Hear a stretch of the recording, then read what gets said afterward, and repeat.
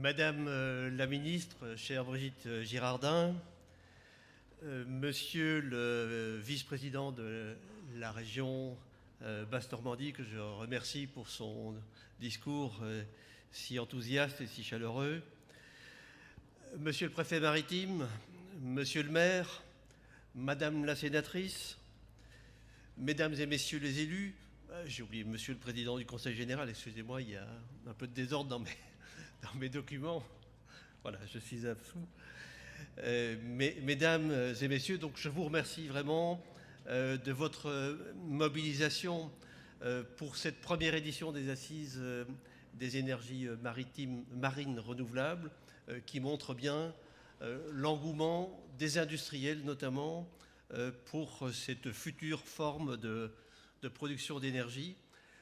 Je voudrais excuser les membres du gouvernement qui n'ont pas pu être là aujourd'hui, donc suite aux événements politiques de ces derniers jours. Donc le ministre Cuvillier, le ministre Lurel avaient prévu d'être parmi nous et donc vous savez ce qu'il en est advenu.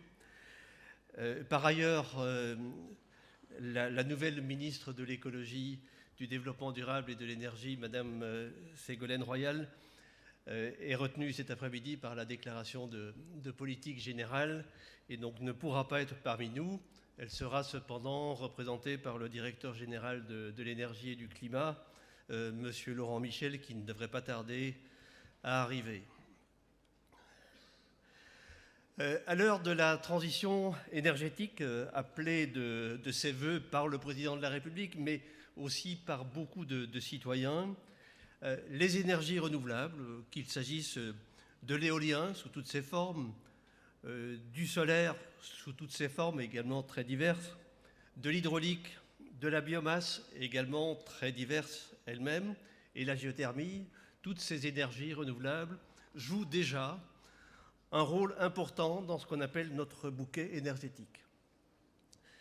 Les objectifs qui ont été assignés à ces énergies renouvelables par le biais du paquet européen énergie-climat en 2007 et de la directive européenne qui a suivi en 2009 sont déclinés pour ce qui concerne la production d'électricité dans la programmation pluriannuelle des investissements. Ces objectifs donc permettront d'accroître encore significativement la part de ces formes d'énergie donc dans la production, dans notre mix. Ainsi, d'ici à 2020, notre pays s'est fixé l'objectif ambitieux, réaliste mais ambitieux, de produire 23% de l'énergie qu'il consomme à partir de sources renouvelables, 27% en ce qui concerne la consommation d'électricité. Le GIEC, donc le groupe international d'experts sur le climat, donc que M. Deschamps rappelait tout à l'heure, le GIEC vient de publier, ou va publier dimanche prochain, le deuxième volet de son 5e rapport sur l'évolution du climat. Il nous alerte à nouveau sur les impacts du dérèglement climatique. Mais il formule un espoir. Les risques liés au changement climatique peuvent être réduits en limitant sa vitesse et son ampleur. Il existe pour cela des solutions. Les énergies renouvelables sont indéniablement l'une d'entre elles, l'une des principales en tout cas. Lors de notre récent colloque du syndicat des énergies renouvelables en février dernier à l'UNESCO, Madame Maria van der Hoeven, directrice exécutive de l'AIE, de l'Agence internationale de l'énergie, soulignait le fait que, je cite, « les renouvelables sont en phase avec ce qu'exigent nos scénarios mondiaux qui limitent le réchauffement climatique à 2 degrés à la fin de ce siècle. » Elle ajoutait, je cite toujours, « c'est une lueur d'espoir sur le changement climatique, la seule hélas. L'Europe, qui a initié ce mouvement de développement des énergies renouvelables, reste à la pointe du progrès technique et fournit les procédés les plus performants. Alors que les renouvelables connaissent une expansion sans précédent, l'Europe, qui a payé le prix du progrès, peut encore, si elle le veut, en retirer de grands bénéfices, et notre planète avec elle. Ce constat de l'AIE doit nous inciter à poursuivre nos efforts et à nous donner les moyens d'atteindre ces objectifs que nous nous sommes fixés. Chacune des formes de production d'énergie renouvelable, et Monsieur le Vice-président l'a rappelé il y a quelques instants, chacune des formes devra être mise à contribution, aucune ne devra être écartée. D'autant qu'à la crise climatique est venue s'ajouter la crise économique, qui a touché pendant plusieurs années une grande partie de l'économie mondiale et qui concerne maintenant particulièrement l'Europe et la France. Et là encore, les énergies renouvelables sont une réponse en ce qu'elles peuvent contribuer au redressement de notre pays. Car la France peut construire, et elle le fait déjà, sur la base de cette volonté de diversification de ses sources d'approvisionnement énergétique, des filières industrielles nouvelles, sources d'emplois et de croissance durable. Là encore, les énergies renouvelables sont une solution et non un problème. J'en viens maintenant à ce qui nous réunit aujourd'hui, les énergies marines renouvelables. Celles-ci, au premier rang desquelles l'éolien offshore, posé, l'éolien flottant viendra ensuite, mais aussi, et nous sommes à Cherbourg, l'hydrolien, ou encore, à plus long terme, les énergies de la houle ou l'énergie thermique des mers, qui sont à l'aube de leur existence. L'idée d'exploiter les formidables ressources offertes par la mer n'est pas neuve.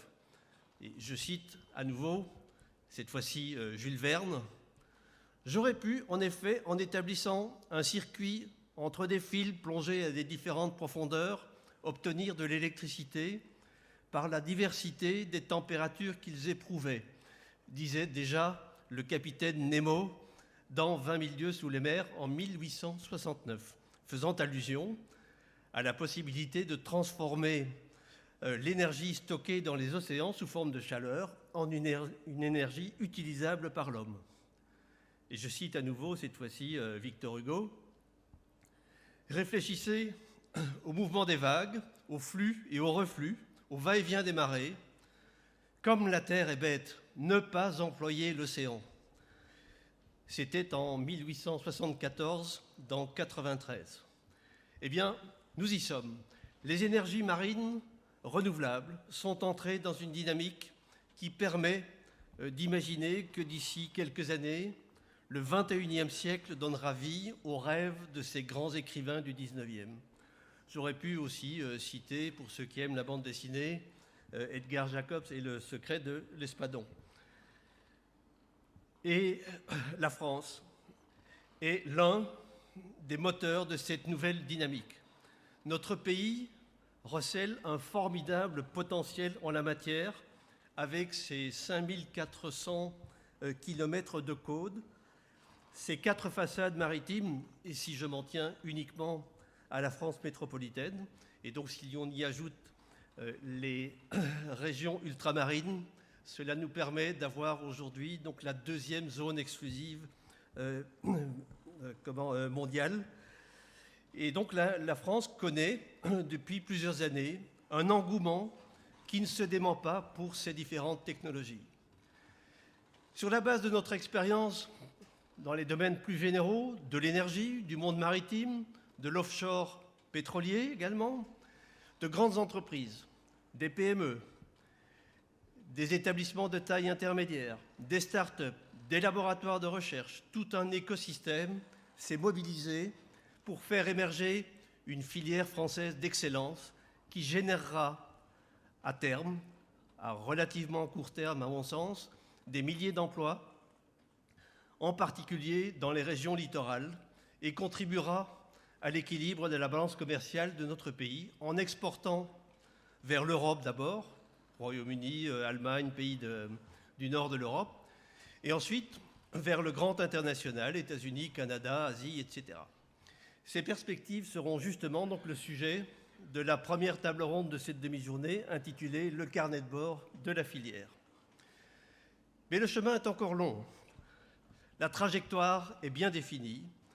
Les énergies marines renouvelables chacune avec leur degré de maturité propre, doivent encore franchir des étapes clés de leur développement.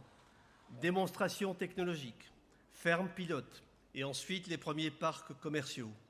Toutes ont besoin, en réponse à l'engagement des entreprises, d'un soutien fort des pouvoirs publics pour parvenir, dans un avenir proche, à la maturité technologique et économique, condition sine qua non de leur pérennité.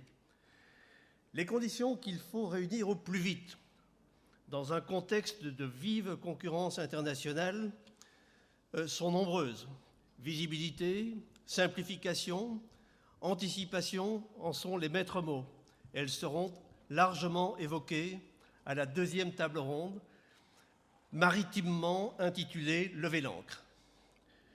Les régions ultramarines, et je salue donc la présence de l'ancienne ministre de l'Outre-mer, Madame Brigitte Girardin, les régions ultramarines devront faire l'objet d'une approche spécifique, tant le contexte est différent de celui de la métropole. Coût de l'électricité très élevé, gisement propice à l'énergie thermique des mers et même une application immédiatement compétitive qui est la climatisation par les eaux de grande profondeur, la technologie dite du SWAC, Sea Water Air Conditioning. La mer est donc au cœur de tous les enjeux que je viens de décrire. Pour certains, c'est un terrain nouveau qu'il convient d'appréhender et d'apprivoiser. Pour d'autres, le monde historique de la mer, il s'agit d'une réalité quotidienne, d'un territoire familier. Tous doivent entretenir un dialogue constant et approfondi. Ainsi, les énergies marines renouvelables deviendront une réalité au bénéfice de chacun, qu'il soit issu du monde de l'énergie, de la filière navale, de la pêche ou du secteur maritime en général. Pour l'heure, je vous souhaite à tous, mesdames et messieurs, la bienvenue à bord de ces premières assises des énergies marines renouvelables. Je vous remercie.